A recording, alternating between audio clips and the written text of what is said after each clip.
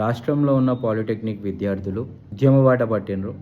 కారణం ఏందన్నప్పుడు రాష్ట్రంలో ఉన్న కాంగ్రెస్ ప్రభుత్వం ఈ పాలిటెక్నిక్ కాలేజీలన్నింటినీ కూడా ప్రైవేటు పరం చేయడానికి కంకణం కట్టుకున్నారు. పాలిటెక్నిక్ కాలేజీలో విద్యార్థులు ఒక ఎంట్రన్స్ ఎగ్జామ్ రాసి వాళ్ళకు వచ్చినటువంటి సీట్ల ద్వారా రిక్రూట్ అయ్యి అక్కడ సీట్ సంపాదించుకొని చదువుకోవడం అనేది జరుగుతుంది. అందులో ఫీజులు కూడా చాలా తక్కువగా ఉంటాయి.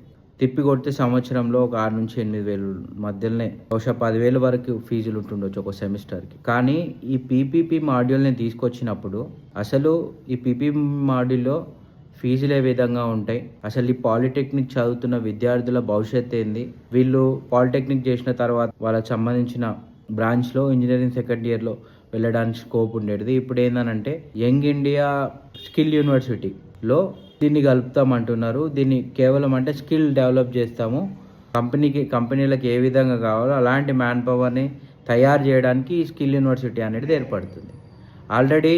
కానీ ఈ పీపీపీ మాడ్యూల్ని తీసుకురావడం వల్ల భవిష్యత్తులో విద్యార్థులు ఫీజులు ఏ విధంగా కట్టాలనే దాని మీద సరైన నిబంధనలు కానీ సరైన మార్గదర్శకాలు కానీ ప్రజల మధ్యలో పెట్టినటువంటి పబ్లిక్ డొమైన్లో పెట్టినటువంటి పరిస్థితి అనేది లేదు. అదేవిధంగా వీళ్ళు తీసుకొచ్చినటువంటి యంగ్ ఇండియా స్కిల్ యూనివర్సిటీకి ఏ విద్యార్థి సంఘాలు వ్యతిరేకం కాదు.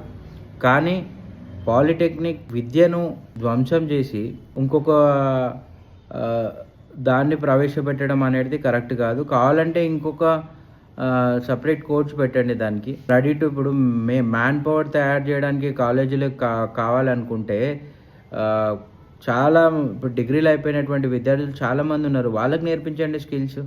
సో ఉన్న కాలేజీలను ధ్వంసం చేసి విద్యార్థులను విద్యకు దూరం చేయాలనేటువంటి ఆలోచన తప్ప ఇందులో కాంగ్రెస్ ప్రభుత్వం ఇంకా వేరేది ఏది అనిపిస్తలేదు. కాబట్టి కాంగ్రెస్ ప్రభుత్వం జీవో నెంబర్ 97 రద్దు చేయాలి.